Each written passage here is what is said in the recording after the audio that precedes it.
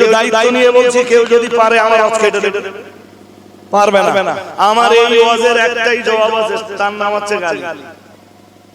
হয় আমারে কাফের বলতে হবে, নইলে মুনাফিক বলতে হবে, নইলে বলতে হবে পীর ওলিদের দুশমন। আমি তাদের দুশমন যারা পীরত্বের নামে বংশতন্ত্র চালাচ্ছে। আমার কথা শুনছেন নাকি?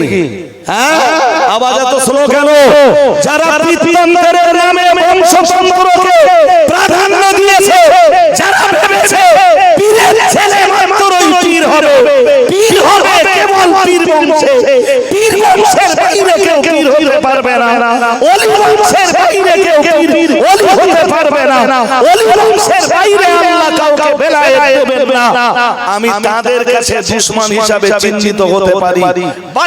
যারা কোরআন পড়েছে, যারা হাদিস পড়েছে, যারা পীর মুরিদি তত্ত্ব নামীয় বইটা পড়েছে, নিঃসন্দেহে তারা আমার এগেনস্টে আঙ্গুলি তুলবার সাহস পাবেন। চলুন এবার আরেকটু দেখে নেই ওই দুটো শর্তকে ভেঙে জি শাহ ওলিউল্লাহ মুহাদ্দিস দেহলভী রাহমাতুল্লাহ আলাইহি ওই দুটো শর্ত মানে বুঝতেছেন? ঈমান আর তাকওয়া। ঈমান আর ওই যে বললাম সূরা ইউনূসের 63 নম্বর আয়াতে আছে, আল্লাযীনা আমানু ওয়া কানু ইয়াত্তাকুন। আউলিয়া কারা? তার পরিচয় দিতে যে মহান আল্লাহ দুটো কথা শুনিয়েছেন, ঈমান আর তাকওয়া। ঈমান বলতে নরমাল ঈমান নয়, ঈমান বলতে সাধারণ ঈমান নয়, মজবুত কংক্রিট ঈমান, এবং তাকওয়া তো পরিপূর্ণ তাকওয়া। এই দুটো শর্ত ভেঙে শাহ ওলিউল্লাহ মুহাদ্দিস দেহলভী রাহমাতুল্লাহ আলাইহি আরবিতে একটা বই লিখেছেন, বইটার নাম আল কাউলুল জামিল। নাম শুনেছেন? হ্যাঁ না কিছু বলেন না কেন? শুনেন, অনেকেই শুনেন, আন্দাজে বলবেন না। ও বই আরবি বই, ও বই আপনাদের কাছে কেমনে থাকবে? ও বইয়ের খবর বহু আলেমেরা তাই রাখে না। আল কাউলুল জামিল নামে ও বই লিখেছেন শাহ ওলিউল্লাহ মুহাদ্দিস দেহলভী রাহমাতুল্লাহ আলাইহি। তিনি পীর হওয়ার জন্য 5টা শর্ত লিখেছেন।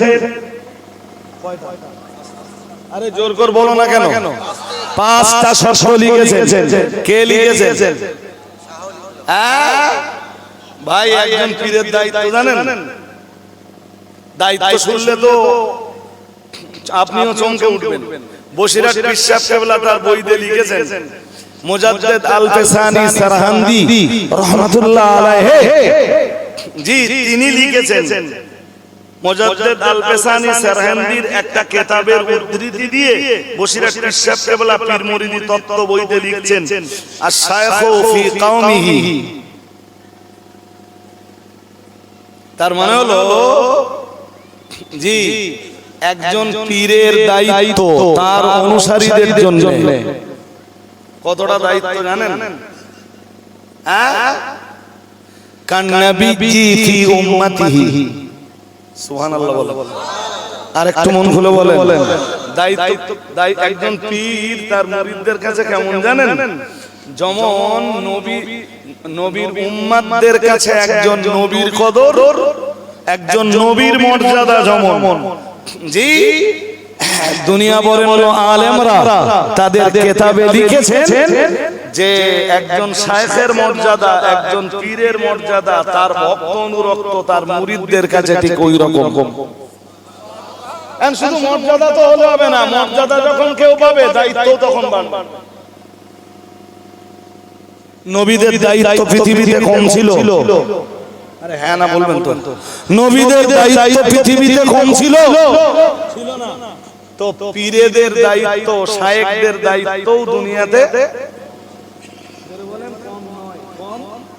কম নয়। চলুন আমরা দেখে নেই ছোট্ট করে পীর হতে গেলে 5টা শর্ত লাগবে। কয়টা? আল কাউলুল জামিলে লিখেছেন শাহ ওলিউল্লাহ মুহাদ্দিস দেহলভী, আর ওখান থেকে আরবি ইবারাত নকল করে ওর বাংলা অনুবাদ করেছেন বসিরহাটের বড় মাওলানা আল্লামা আল্লামা রুহুল আমিন রাহমাতুল্লাহ আলাইহি। শুনছেন নাকি? শুনছেন? বসিরহাটের বড় মাওলানা আল্লামা রুহুল আমিন রাহমাতুল্লাহ আলাইহি কি লিখছেন আমি একটু পড়ি, দেখেন আপনারা বুঝতে পারেন কি? ফাশারতুম মান ইয়াখুযুল বায়আতা উমুরুন আহাদুহা ইলমুল কিতাবি ওয়াস সুন্নাহ। শুনেছেন কি পড়েছি, বুঝেছেন? কিচ্ছু বুঝতে পারেন? পীর হওয়ার প্রথম শর্ত হলো যিনি মুরিদদেরকে বায়াত করাবেন তার প্রথম শর্ত কি? আহাদুহা ইলমুল কিতাবি ওয়াস সুন্নাহ। তাকে আল্লাহর কিতাবের ব্যাপারে এবং রাসূলের সুন্নাতের ব্যাপারে, তিনি আল্লাহর কিতাবের ব্যাপারে যেমন আল্লাহর কিতাবের আলেম যেমন হবেন, রাসূলের সুন্নাতের আলেম তেমন হবেন।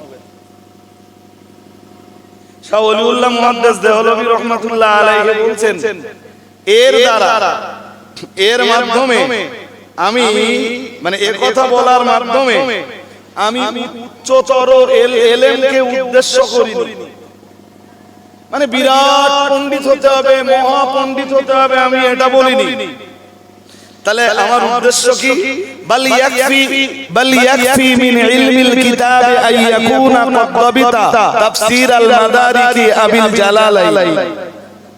উনি লিখছেন, হয় তাকে তাফসীরে জালালাইন শরীফ পড়ে বুঝবার যোগ্যতা থাকতে হবে, অথবা তাফসীরুল মাদারিক পড়ে বুঝবার যোগ্যতা থাকতে হবে, আর সুন্নাত সংক্রান্ত যে কিতাব আছে অথবা এই ধরনের কোন কিতাব পড়ে বুঝবার যোগ্যতা থাকতে হবে।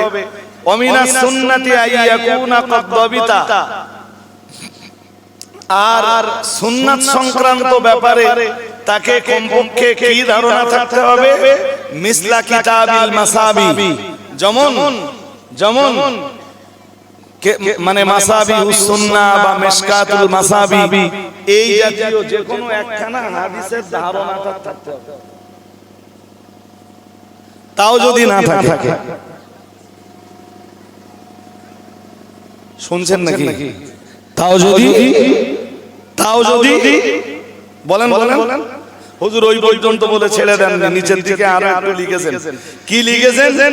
হুজুর কেবলা লিখেছেন যে তাও যদি না থাকে, অন্তত পক্ষে তিনি হাক্কানি আলেমের দরবারে একজন সোহবত লাভকারী মানুষ হবেন এবং একজন হাক্কানি আলেমের দরবারে থেকে হালাল হারাম জায়েজ নাজায়েজের জ্ঞানগুলো অন্তত অর্জনকারী একজন ব্যক্তি হবেন।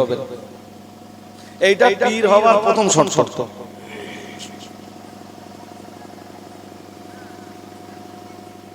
এই যে আমাদের দেশে এখন দেখতেছেন যে কোরআন শরীফ পড়তে পারে না, সেও পীর। আসলে শর্তই তো হয়ে গেছে এইটা যে পীরের ঘরে জন্ম নিলে সে পীর। আর আমি তো কিছু বলিও না, মোটেই মুখ খুলতে চাই। কিন্তু আলেমরা কি বসিরহাট বিশ্বাস কেবলা লেখা কিতাবটাও পড়িনি? নিশ্চয়ই পড়েছে, ওর বাংলা তো এখানে দেওয়া আছে। হাজিরিনে মজলিস মনে রাখো, পীর যদি আলেম না হয় তারে মুরিদ পীর যদি আলেমে দিল না হয়, ওনার কাছে যারা বায়াত হবে ওনার কাছে তো মাসলা মাসাইল চাইবেন। অন্তত আলেমে দিল যদি না হয়, কিংবা যদি আলেমের সোহবতে থাকা মানুষ না হয়, বছরের পর বছর আলেমের সোহবতে কাটিয়েছেন, এরকম মানুষ যদি না হয়, উনি যখন বায়াত করাবেন, হাজার হাজার জনগণ যখন ওই পীরের কাছে বায়াত হবেন, মাসলা মাসাইল জিজ্ঞেস করবেন, মাসলা মাসাইল তো উনি দিতে পারবেন না। অগত্যা তখন ওনার পীরত্বের গদি টিকিয়ে রাখবার জন্য হয়তোবা ভুল ফতোয়া দিতে হবে, নইলে অন্যের কাছে দ্বারস্থ হতে হবে। কিন্তু স্বাভাবিক অবস্থায় এটাই তো দেখা যায় যে অন্যের কাছে দ্বারস্থ হলে আমার সম্মান চলে যাবে। অতএব মুরিদ আমায় যখন জিগিয়েছে, যে কোনো মূল্যেই হোক আমাকে জবাব দিতেই হবে।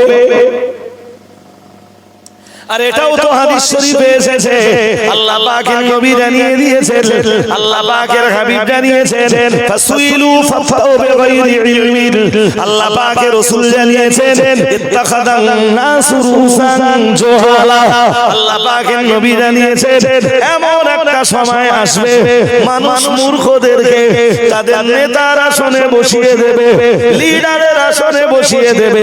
আল্লাহ পাকের রাসূল জানিয়েছেন, মানুষ মূর্খ ওদেরকে তাদের ধর্মীয় চেয়ারগুলোতে বসিয়ে দেবে, বড় আলেমের চেয়ারে বসিয়ে দেবে, মুফতির চেয়ারে বসিয়ে দেবে, পীরত্বের চেয়ারে বসিয়ে দেবে, শাইখের চেয়ারে বসিয়ে দেবে।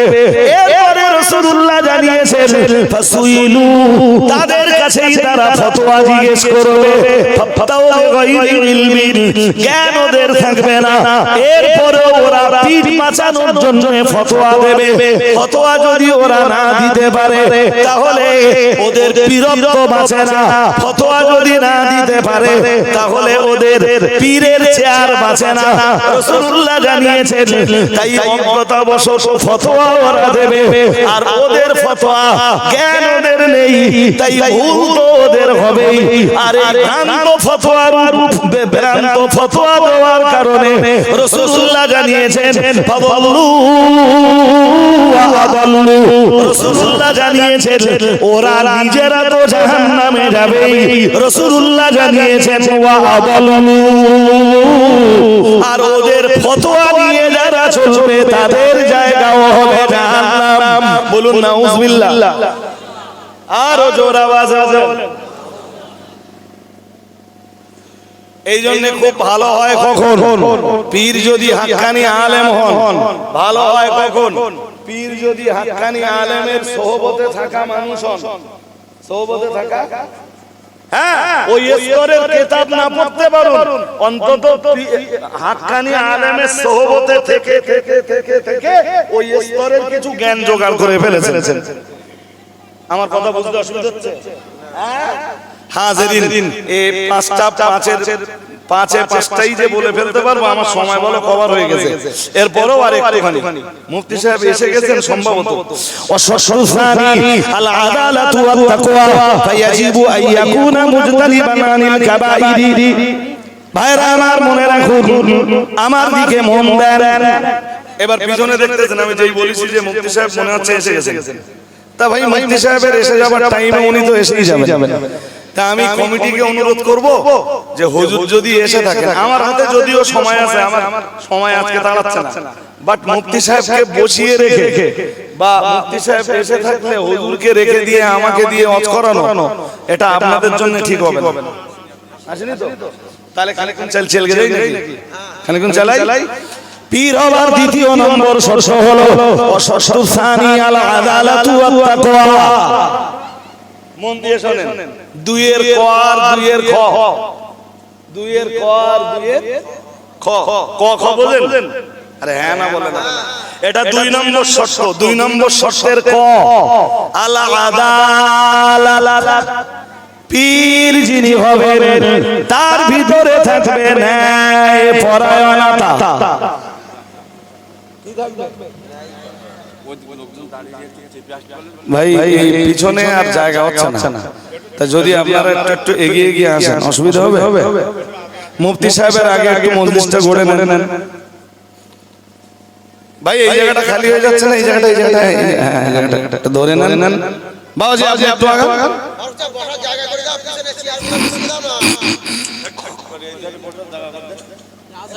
তারপর চেয়ার টেয়ার পেতে তো মোটামুটি লাইন করে দিলেন, তা আমার গাড়ি বেরোবে কি?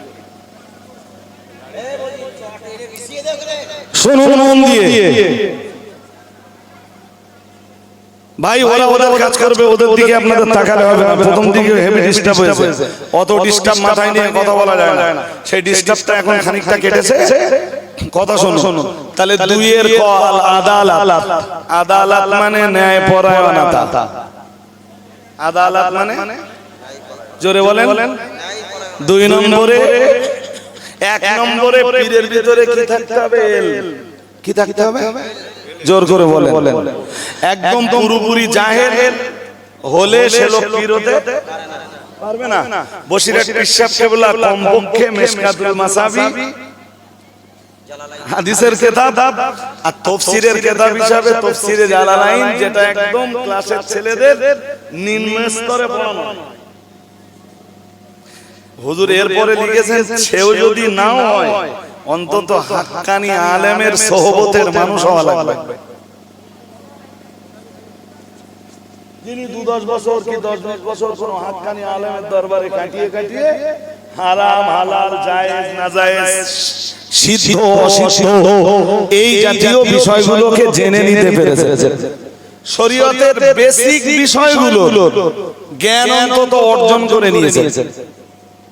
দুই নম্বর এবার বলেছি দুইয়ের ক দুইয়ের খ। দুইয়ের কয় কি আছে? দুইয়ের কয় আছে আল আদালা, ন্যায় পরায়ণতা। ন্যায় এখানে একটা কথা শুধু জাস্ট স্মরণ করাচ্ছি ভাই। আচ্ছা আমাদের নামে বলা হয় যে আমরা ওলিয়া উলিয়াদের গালিগালাজ করেছি। আচ্ছা সারা বাংলা জুড়ে আমার ওয়াজের রেকর্ড হয়, শুধু এখানে রেকর্ড হচ্ছে, অন ক্যামেরায় কথা বলছি এরকম ব্যাপার না। সারা বাংলা জুড়ে যেখানে এখন ওয়াজে যাই 100-এর ভিতরে 99টা জলসা রেকর্ড। হ্যাঁ না বলবেন তো? একটা রেকর্ড দেখাবেন আমি কোন ওলি কোন আউলিয়া খাঁটি কোন পীরকে কখনো গালিগালাজ করেছি?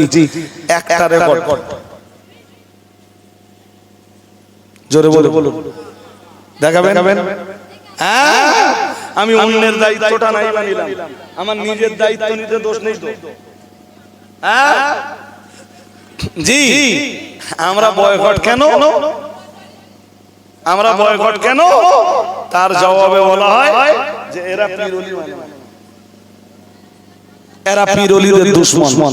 ফেসবুকে তো अवेलेबल লিখছে পীরওলিদের দুশমন, নবী আম্বিয়াদের দুশমন, লিখতে তো সময় যায়। জি তুমি একটা রেকর্ড দেখাবা নবী আম্বিয়াদের দুশমনি করেছি? আমার দেখাবা? বরং এটা ঘটেছে যেখানেই তোমরা ভণ্ডামি করেছো, রজব আলীর মতো ছেলে মানুষটা সেখানে ধরে দেওয়ার চেষ্টা করেছে। কোন ভণ্ডের ভণ্ডামির আশ্রয় রজব আলী সাহেব দেয়। কোন ভণ্ডের নামে কখনো জিন্দাবাদও দেয়নি জি, আর কোন ভণ্ডকে কখনো আশ্রয় দেয়নি। মুফতি সাহেব এসেছেন, আমরা একটা আওয়াজ তুলি নারায়ে তাকবীর, নারায়ে তাকবীর।